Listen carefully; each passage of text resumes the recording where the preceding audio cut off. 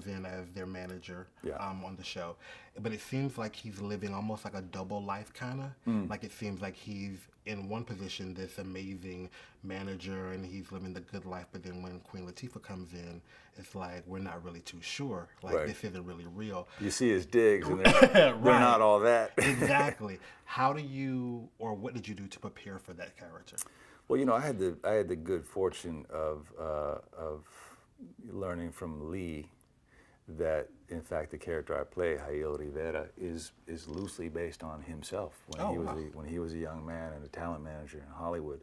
I mean, obviously the specific circumstances are different, but the essence of who he is, in terms of a guy who likely sees himself as someone in possession of an artistic spirit, and yet someone who doesn't have a whole lot of talent in terms of singing or dancing ability. He recognizes it, though. Okay. And early on, we come to discover about Jael is that perhaps back in the 90s, he had a taste of success with a duo comprised of Queen Latifah's character, a character by the name of Carlotta Brown, and another woman, and they had a hit on the radio. Okay. So he made it to the top of the mountaintop, got a view of it or a taste of it, and is now spending his entire life trying to get back to it. So he's a guy who's a bit morally compromised, because while he has all this ambition and an idea of some kind of artistic relevance, he's incredibly flawed. He's a cat who's still being chased by his personal demons. He's a coke addict.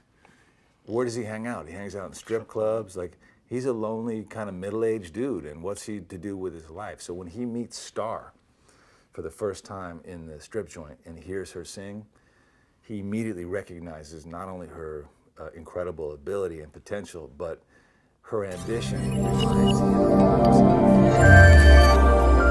lot of depth to this character. I can already kind of tell. Indeed. I know for me watching the first episode, I was like, could he be somebody's father? Could he be, you know, what? Oh, wow, interesting. Yeah, I mean, like, I saw a couple different little takes on it.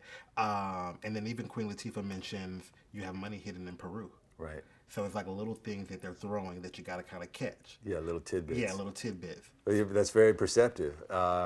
So much so that I cannot respond in any detailed kind of way, but that's good. I mean, that reflects good writing. That Almost if, in fact, definitely. you know, they gave you a little trail of breadcrumbs, and it might just take you down a pretty significant path. Because you never know where it's going to go. But I definitely do like the fact of the depth of his character and where it doesn't just seem like he's just there. It's a little more to it. Mm-hmm. So when connecting with this whole group, how was that process for you? You know, it's amazing to work with Lee, and I've worked with him before when he produced a film called The Woodsman years ago. You just know what you're going to get, and sometimes you don't know what you're going to get. But what you can be certain of is that the collective of players that he brings together, they're no joke. I mean, you got Queen Latifah. You look at his films. I mean, he's had everyone from, you know, Oprah Winfrey to Cuba Gooding to Alan Rickman to Nicole Kidman, Matthew McConaughey, John Cusack, you know, Forrest Whitaker. These are actors at the top of their game. And why do they come play with Lee? Because he's a compelling storyteller and he's a risk taker. Okay. And you know, we're all in danger. Every artist, whether you're an actor or not, you know, in the face of success, you're always slightly at risk of becoming complacent, like just, you know, enjoying your success and kind of resting on your laurels. Right. Anyone who comes to play with Lee in his sandbox knows that you're going to be pushed. He's a provocateur. Okay. He's a master storyteller, but he's also someone who likes to, you know, provoke conversation about some of the social ills that exist in our communities. And so, you know, he's achieved that again with this, and juxtaposed it interestingly with the world of and fascination, really, the excitement of the world of R&B and hip hop. I mean, he's like the marriage of those two things you don't often see, and Definitely. yet it totally works, I think, in this show. Okay.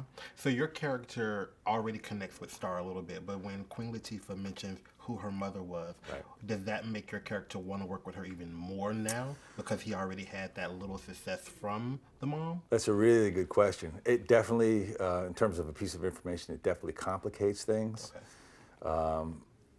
And again, I can't really reveal too much, but Well, it means I'm asking good questions, though. Star's mother, you're right, Star's mother, we learned, was the other half of the duo with Queen's character, Carlotta.